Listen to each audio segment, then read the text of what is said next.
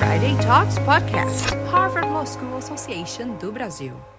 So hello everyone, welcome to our Friday Talks podcast, an initiative from the Harvard Law School Association of Brazil. I am Diego Faleck and I'm here with our president and co-host Chico Mussnich. Hello Chico. Hey Diego, how are you? Hey Rachel, how are you? This is another episode of our podcast. It's going to be amazing because we have a very special guest today. Diego, why don't you introduce Rachel? Yeah, Rachel, we're extremely glad to have you here.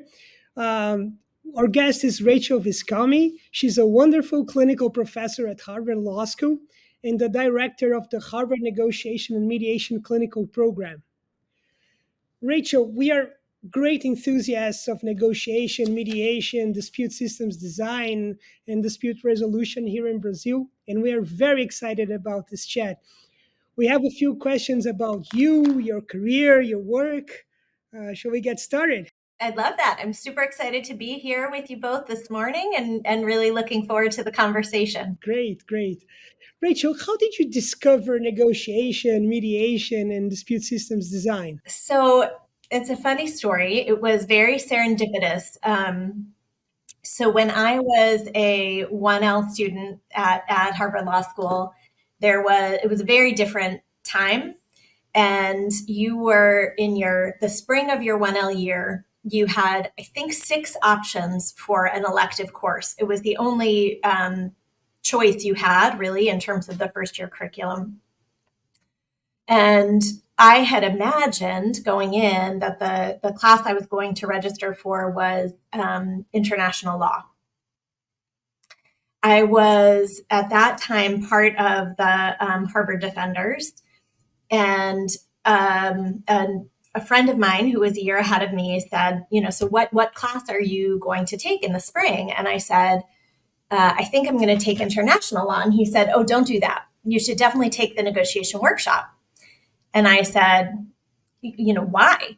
And he said, it's amazing. You love it. It's so awesome. You get these confidential instructions and you go off and you negotiate and then you come back and you compare results and you talk about it. And I said, that sounds awful. None of that appeals to me. And he said, no, I'm not describing it well. It's amazing. You would love it. You won't get it anyway because it's definitely the most popular class. So put it first, see what happens. And I was like, all right, I'll put it first and see what happens. And then I got in and everyone was like, I can't believe you got into the workshop. Oh, that's the best. That's so awesome. And I was like, I guess I should take it. and so I did. Who was the professor, Rachel? Who was the professor? I had in my small group, I had Erica Fox and my TA was Jillian Todd. And then, fun fact, when Jillian Todd first taught the workshop, I was her first TA. Still very good friends. I'm much older than you. I go back to Roger Fisher. Yeah. Well, that summer, Roger Fisher, I was on a teaching team with Roger Fisher because he was still doing at that point the summer class. So I taught with Roger, broadly on the teaching team. And then he was teaching my 3L year. So a couple summers, I did a couple summers with Roger. And then my 3L year, he and Dan Shapiro had written the manuscript or like the initial, some portion of what became Beyond Reason. And so I took that class with them. And my senior year, Gabi Bloom was also in that class because she was also a student then. She was an LLM, I think, at that time. So yeah,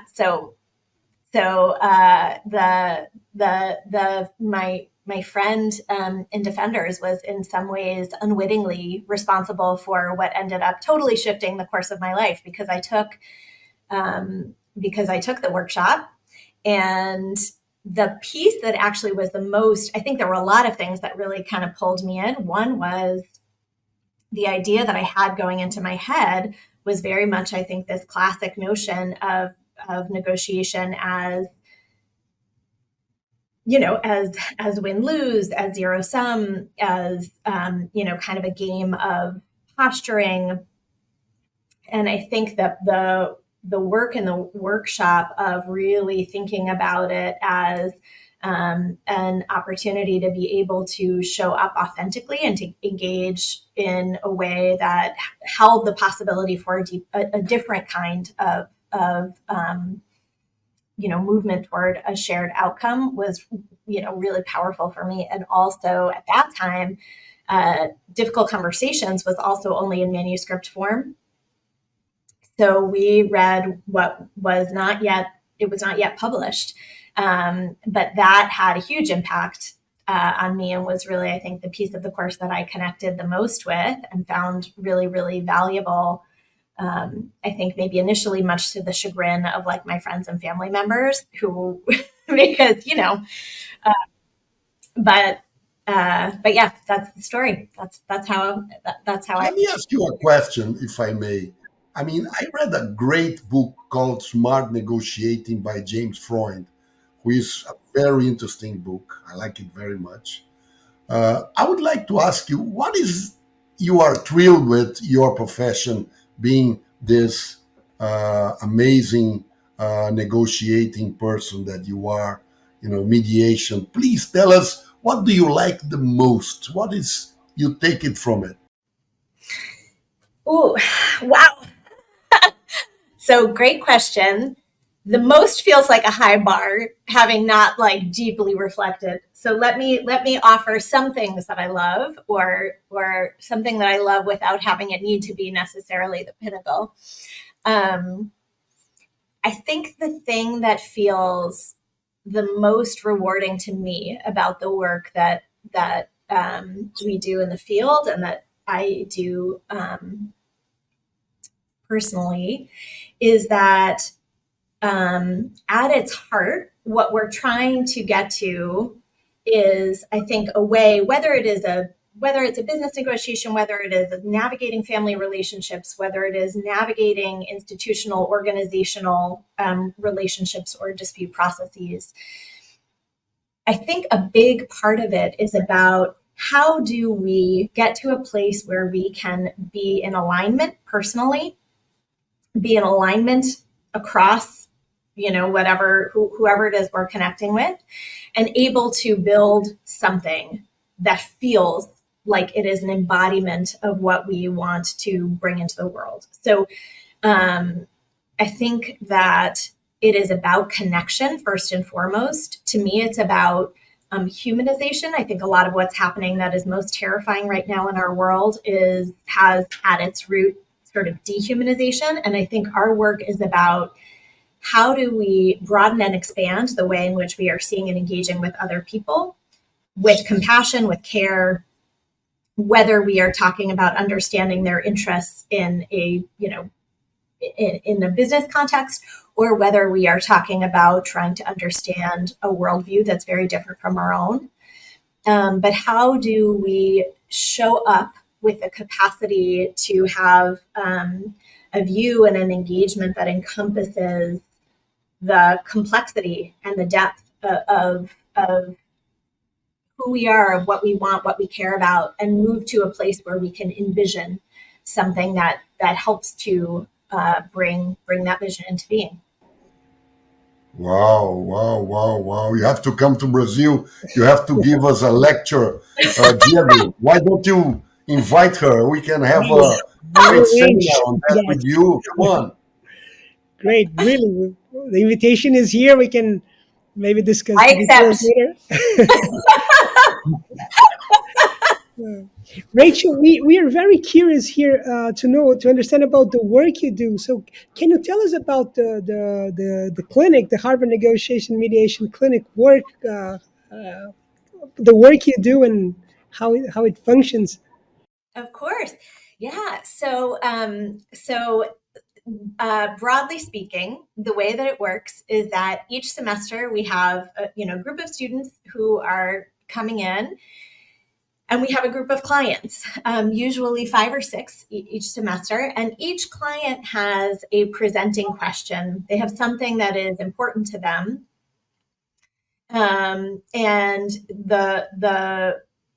while there are sort of individual buckets, broadly what we're trying to do is to help them think about how do you engage conflict disputes effectively so that they become a source of value. So we are looking systemically to understand kind of what is the backdrop against which whatever the challenges are arising. How can we learn about what's currently happening from the people who are affected? So we do a lot of stakeholder assessment work.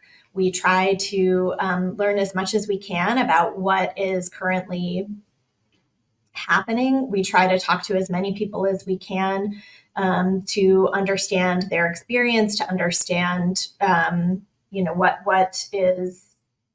what insights they have, what challenges they're encountering, what they envision in terms of ways to move the system forward.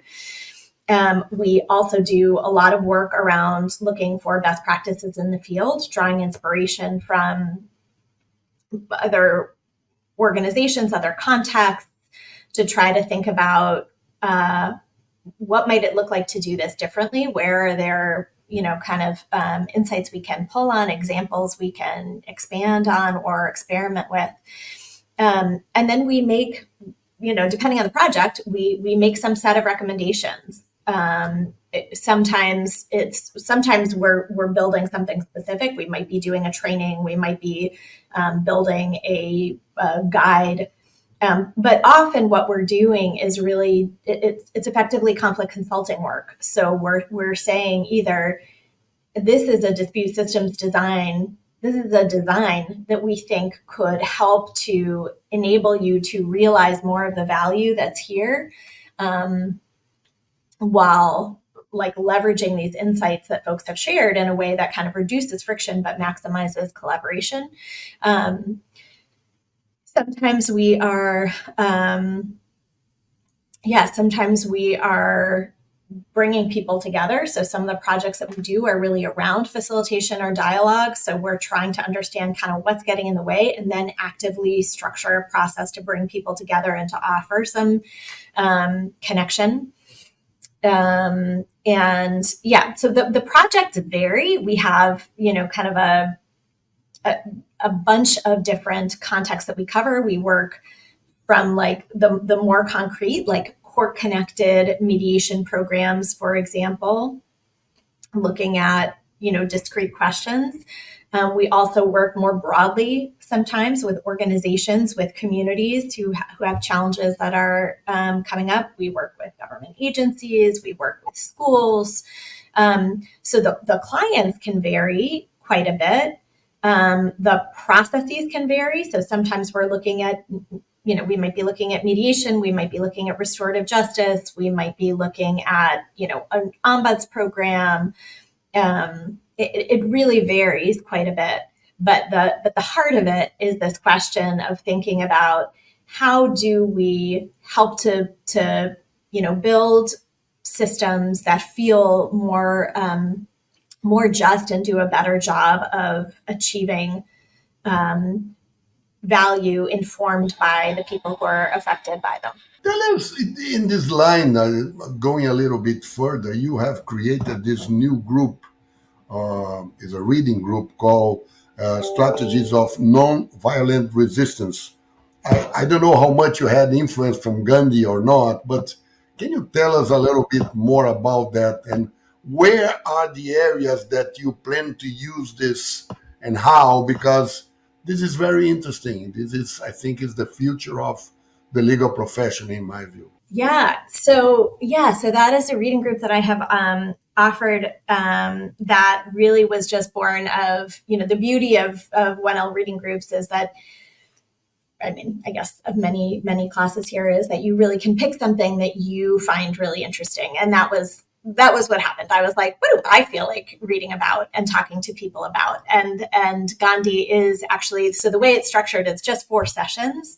And so we actually just walk through excerpts from 4 different thinkers. Gandhi is one of them. And so it is an opportunity to really think about how do we track some of the threads. And, it could have been any number of people in the particular sort of group of 4 that I chose for the reading group are Thoreau, Gandhi, Martin Luther King Jr., and Barbara Deming. And so they have similarities, they have differences, they build on each other's thoughts. There are threads that kind of run through. And we think a little bit about the different ways in which they each conceptualize nonviolence and the importance of nonviolence, and the ways in which that can be a real avenue for thinking about how to engage with and create a more just world. And they range, right? So there are threads around, religion. There are, there are parts that are explicitly a-religious. There are pieces, right? So, Barbara Deming really is looking exclusively at if we're trying to build beloved community, then the path to get there needs to be a path that is in alignment with that. So for me to violently respond to something that is upsetting to me, even if it's unjust, even if it's intolerable, at the end of the day, if what I'm looking for is to be in community with these people, then how can that be a path to building the thing that I want? So how do we chart a path that avoids replicating or embodying the dynamics that we're looking to transform? So I think, I could, I could have a lifelong reading group around that topic, and it would never grow old. I think there is so much there, so much richness, so much depth, and yeah. Rachel, you've had a recent project in Brazil. Can you tell us more about it? How was the experience? Yeah, so I can tell you a little bit about it, although my colleague, Deanna Pantine-Parrish, who is the one who supervised it, could tell you even more. Or Anna as well, Anna Carolina. She also assisted in supervising with that project. And so it's a really interesting project. I can't say the details of the project work are confidential, but broadly speaking, what is publicly shareable about it is that it has been a project to look at a pilot program effectively in Paraná around land mediations and as an alternative to eviction for areas where there are groups of folks who are on land that they don't own and have been. In some cases, there are communities that have been living, for some period of time.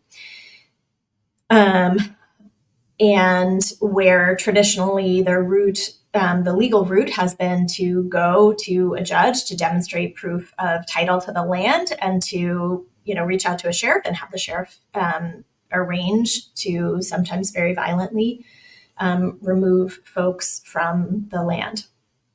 And this is a program that has been, I think, very inspirational to a lot of folks and very effective in a lot of ways to think about or to actually create this process. And the judge that has been really instrumental in the project and in the program has built a really cool and very powerful program in which there is a different way of engaging that involves kind of bringing the lawyers and the clients in some cases to the land to really do a site visit to really understand what is happening, to really think about, what are the dynamics involved here. Often the visit itself, I think, can be quite revelatory. And thinking about, are there different ways to move forward? What does it look like, instead of simply having this be a legal question about rights, to think about what it might look like to envision a different path forward, and to try, even in an event where the end result might still be displacement, to think about how to do that in a way that looks different. But also thinking about places where displacement might not be the right answer and where there might be other paths forward. So it's a super fascinating project. I don't want to say too much about it, both because of the confidentiality piece, but that would be, I'm just saying, it would be an awesome project if you were to pull together Deanna, Anna, Karina, who did a lot of work on it, and also Judge Fabiani. Fantastic. Happy to set that up offline. We'll call me a spoiler. I can see that you are thrilled with your project. This is amazing. Let me ask you a different question that our viewers would love to. I know that you explored some different concepts of power in Star Wars. Yeah. And, I mean, being a Jedi myself, I would love to understand what is the connection between your practice, your teaching, your profession, and Star Wars. Maybe you can give us some insight. You are the Yoda of negotiation and mediation. Come on, give us some tips. Oh, well, that is the most flattering thing anyone has ever said to me. I love Star Wars. I grew up watching Star Wars. I love it too. Me too. Yeah. And I think that, really listen, Star Wars, everything is about Star Wars on some level, but I think my two colleagues, Jen Reynolds and Noam Ebner, created this project of really using Star Wars as a vehicle to think about dispute resolution more broadly, in order to help people connect, to think about people who love Star Wars, to think about, hey, you love Star Wars, and there's so much conflict and so much insight that kind of is apparent and is channeled through, can be channeled through this vehicle. And so how do we help to bring some of the insights of the profession kind of through this vehicle in order to draw more people in and help people expand their vocabulary around conflict and their skill set around conflict? And it's such an awesome project. I was super excited to get involved. And so for me, and actually the first book is out. The second book, I think, is coming out sometime soon. It might end up being next December as well. I'm not sure. It might have, but I think all the chapters are in. So I have a chapter in that one coming up as well. But in terms of power in Star Wars, I think for me, it kind of goes back to some of what we were talking about. So what I was playing with in the chapter that I wrote was really the different ways we can think about power and the different ways that we see that in Star Wars. And so if I were to, kind of quickly highlight, I would say for most of the saga, or much of the saga at least, and I'm going to use terms that are not, won't carry in every, I'll say the Empire, but, whoever it is that we're talking about shifts a bit from movie to movie. But broadly speaking, let's say there are ways in which there is structural power that is disproportionately with one side, right? I have the power, I have a bigger army, I have, more weapons at my disposal, I have a greater capacity to command and control. And so for a lot of the series, the dark side kind of has that structural power, has, this kind of dominance power in some sense, a bigger sense of that. And comparatively, the rebels, the resistance, have less of that, right? So they have at their disposal less ability to say, this is the outcome because I say it is so, or, we don't like what you're doing and therefore we'll blow you up. And so they leverage a very different kind of power, in part by necessity, which instead of being, dominance power is really about, and instead of being kind of power over, the classical sense of power over is really this notion of like power with, and what does it look like for us to kind of collaborate together? What does it look like for us to rely on each other? What does it look like for us to think about how we build a larger vision collectively? So it's really about collective power. And that was a super fun theme to explore in the series, and to just look at the different models of power in different like moments and situations. There is a way in which I think there are a couple things I thought were really interesting about that. One is very much like I was saying before, that my initial reaction to the negotiation workshop was like, I'm not sure that's for me. I think that if your vision of power is this notion of it is this kind of zero sum like dominance power model, and you think to yourself like, ooh, I don't think like force choking, that's not either. I don't have that power, or if I did, I wouldn't exercise it. It can feel like, oh, if that's what power looks like, I'm pretty disempowered, or it would be hard for me to see myself as somebody who can exercise power in this way. And I think that my colleague Morgan Franklin loves to quote, I can't remember, I think it might be Alice Walker, who said the most common way people give up their power is by believing they don't have any.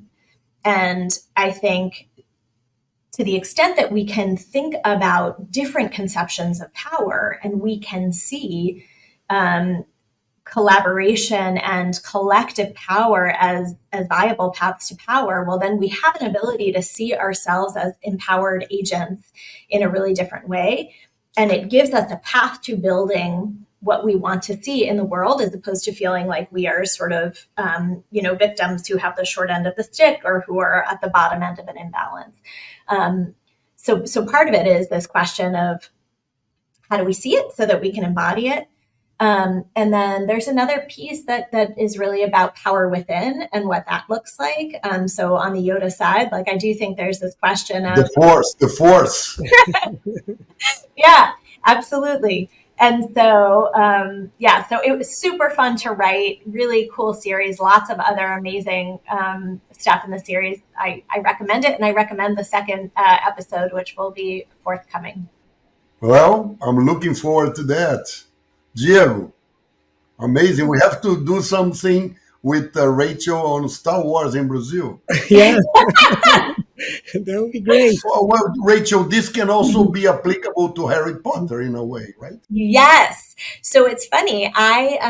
There is a chapter in Harry Potter that I have read for a long time. Not the whole chapter, but a passage that I have read for a long time in teaching the multi-party negotiation, group decision-making, and teams class that my colleague Sarah Budish and I teach,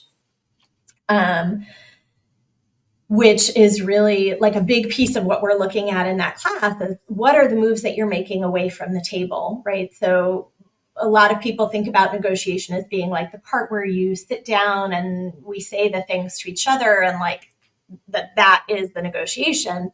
And in fact, a huge part of negotiation is what happens away from the table. So Charlene Barshevsky, who is a former U.S. trade negotiator, and she did win PON's Great Negotiator Award many, many moons ago, has a quote that I really love that says, tactics at the table are the cleanup work.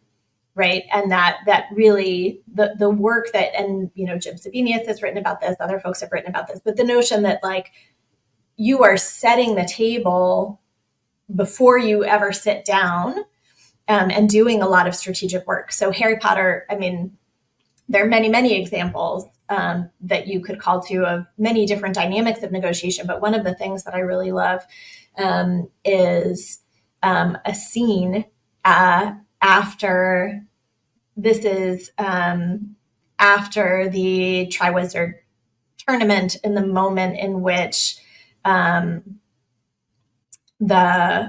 it's clear that Voldemort is back, or at least it's clear to folks who are ready to acknowledge that.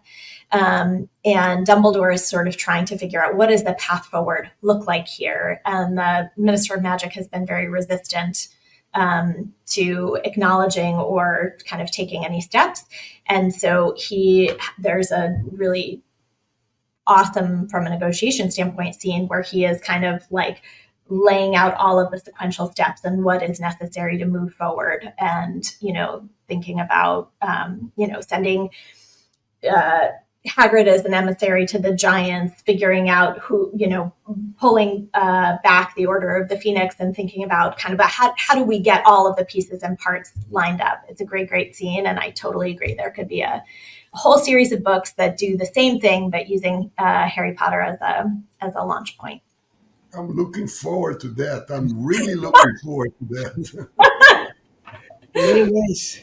Rachel, what do you see as trends in studies in negotiation at Harvard?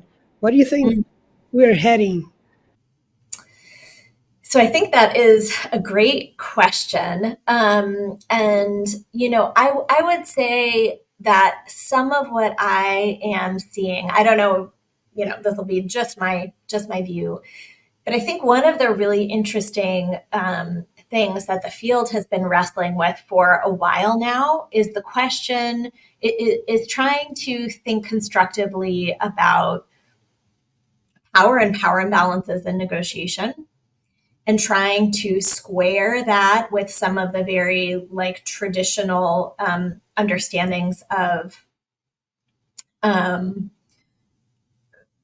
impartiality or neutrality in a lot of ADR work. And so thinking about, what does it look like? What does it look like if you are convening people? What does it look like if you are conducting a mediation? Where are the ways that some of our, kind of traditional approaches risk replicating harm or power imbalances if we are not sufficiently attuned to the systemic structural context. So I think there's a lot of really interesting work that is being done there, and I think that is something that we'll continue to see people explore.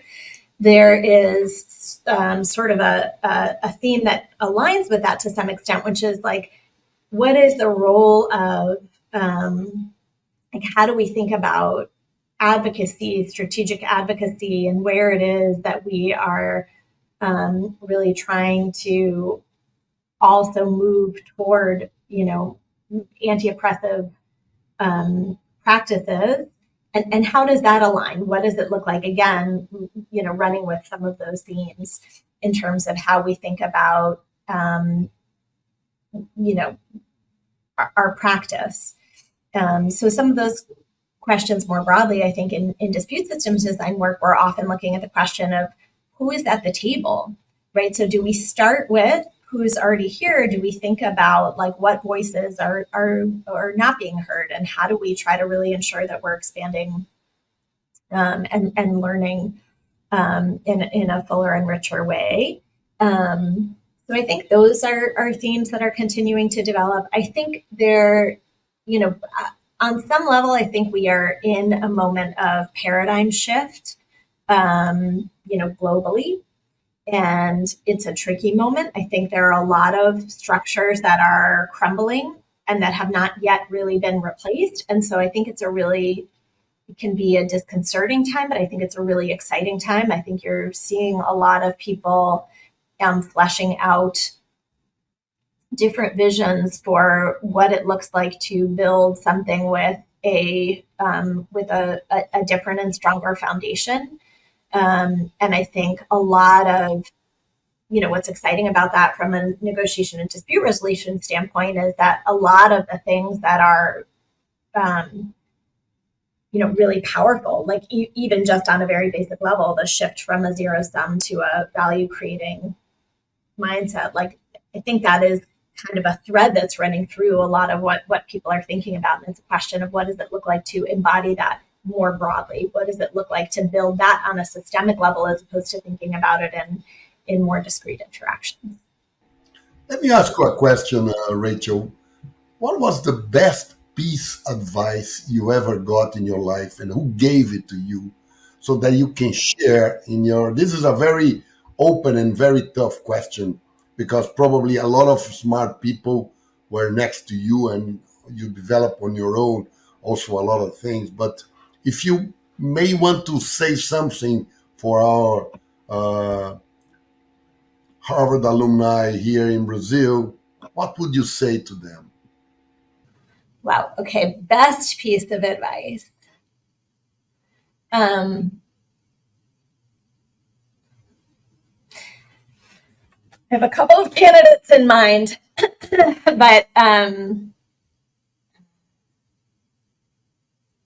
there are a couple of things. I'm gonna pick two. One of which was a piece of advice that was given to me, and one of which is not a piece of advice that was given directly to me personally. So I'll start with the not given to me personally, which is a phrase of Brene Brown's that I love and I often teach to my students. And in fact, I have one of my students many years ago gave me a mat. It's actually here under my desk that has it on it. So Brene Brown talks about having a mantra around vulnerability that is, don't shrink, don't puff up, stand your sacred ground.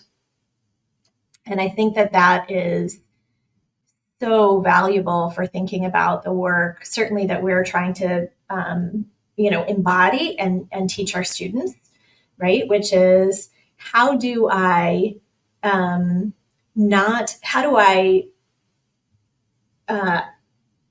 identify, articulate, honor my own needs, interests, values, stay in alignment at the same time as I am open to, curious about, learning about, honoring your interests, needs, values. So I'm neither shrinking in the sense that I'm like focusing on you to the exclusion of myself, or that I'm holding what you to the exclusion of myself, nor am I kind of, shutting you down so that I'm, really focused exclusively on my own needs, interests, values, perspective. But I'm really trying to get to a place where I'm in alignment.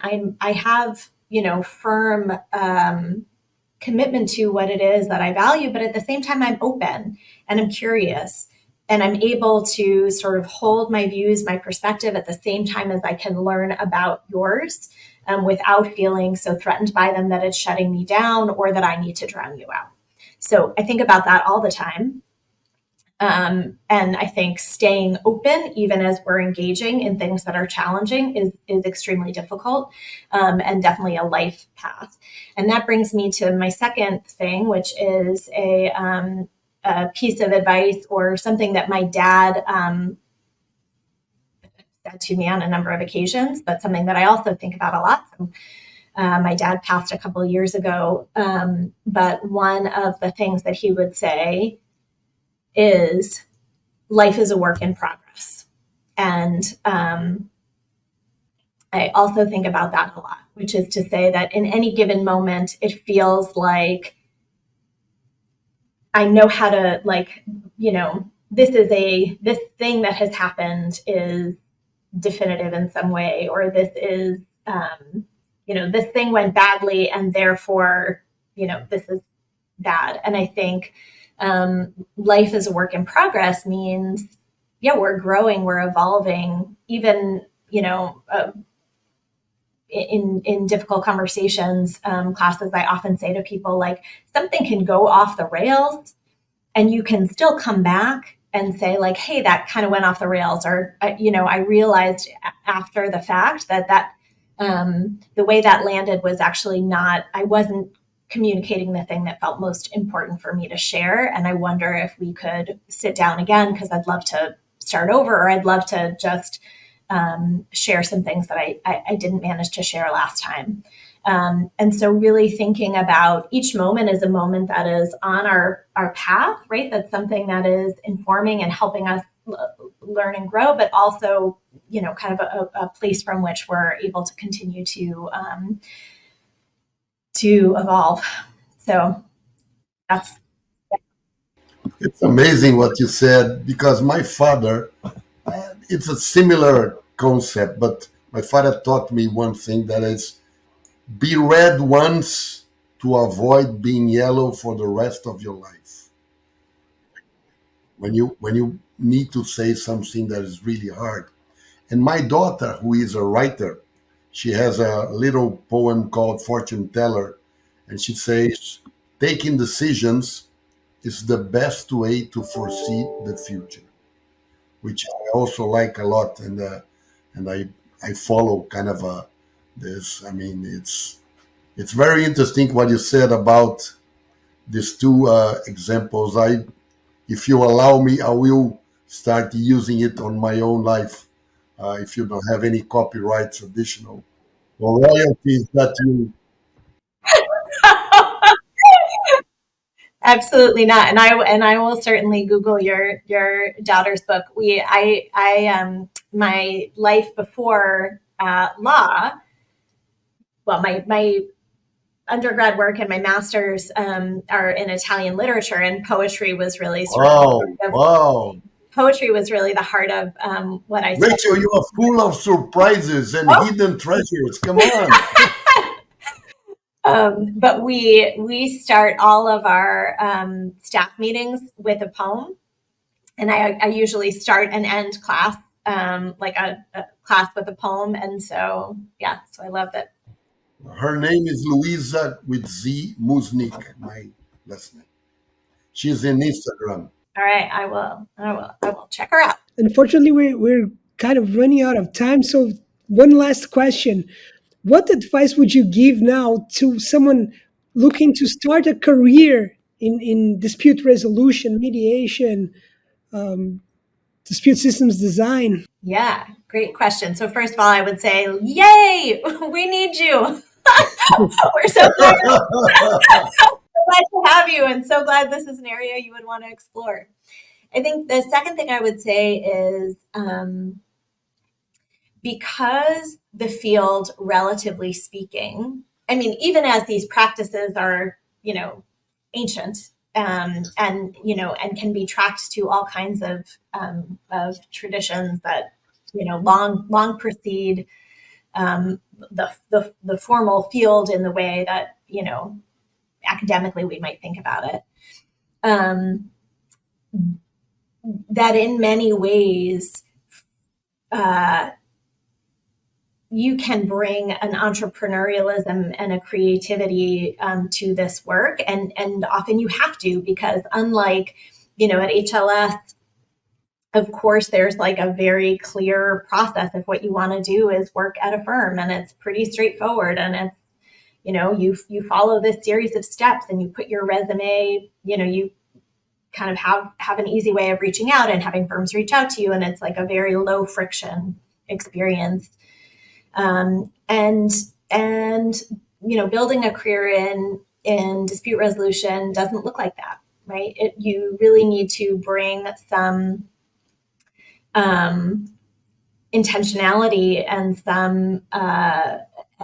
some vision building to it, and really thinking about, what is it that's exciting to me about this? What do I want that to look like? Who's doing that work, or who is doing work that feels similar to that? And, can I build relationships and connect with those people? Can I, think about where in my own community, like I think initiative, taking is a huge thing. Just thinking about what does everything, kind of build on itself. So what does it look like for me to think about where these, skills or ideas can be useful, and what can I start to build? I think some of the coolest stuff that is happening or that people are, building is really comes from someone saying like, what do I want to see? And what would it look like for me to start to create that? So, I mean, Diego, I think you're a great example of that. Maybe you should be giving people the advice about what they should do if they want to get involved in the field.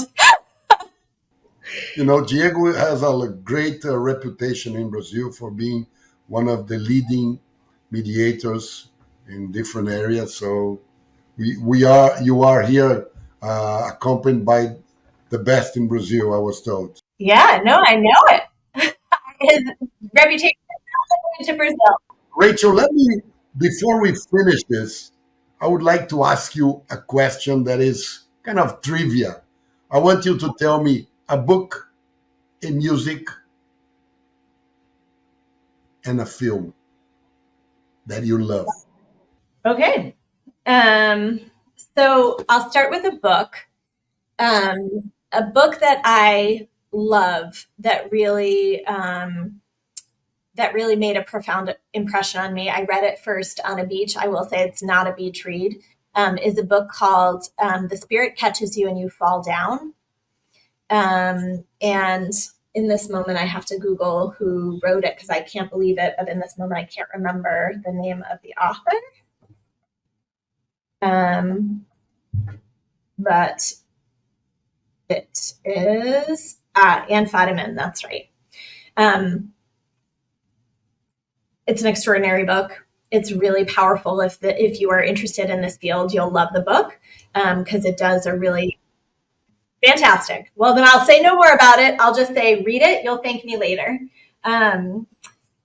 Music, God, so many possibilities here. Let's see. I'm going to just pick something that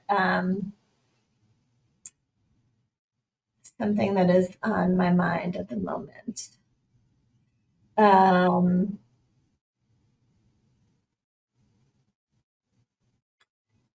I have pretty eclectic musical taste, so there are a lot of different a lot of different things I might pick. Come to Brazil and I'll take you to the orchestra where I am in the board. It's called Orquestra Sinfônica Brasileira. I would love that. It's really interesting. That sounds amazing. I love classical music as well. Yeah, fantastic. So yeah, I think in this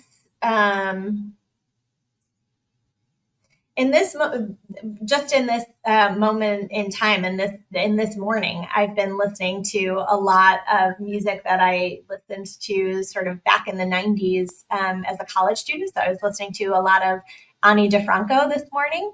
And she has a lot of range. One of the things I love about her music is that she really does a great job of both. She both has some like really cool sort of spoken word and like real activist sort of protest music. She also has a lot of just very melodic and poignant music. And I think that she connects. There's a strong sort of feminist theme in a lot of her writing. And I think she just connects with some very raw emotion in a way that's very powerful and really speaks to me. So that's what I'd offer on that front. And on the film front, I mean, so many amazing options. I'm just going to go with just a classic for me. My favorite movie from when I was, an adolescent, but that still brings me to tears is The Outsiders. So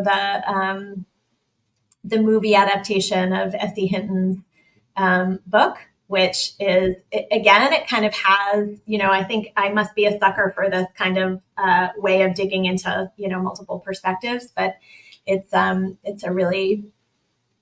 great movie. Recommend it. It's actually, I mean, I think at the time, so it has what ended up being a very, kind of all-star cast, some of whom were not as well known at the time. So fun from a time capsule perspective as well. Amazing. Thank you so much. Thank you very much.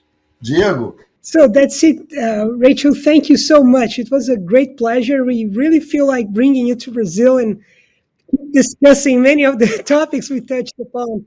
It's been a great pleasure. It was a great, one of the best Friday talks, I would say. Amazing.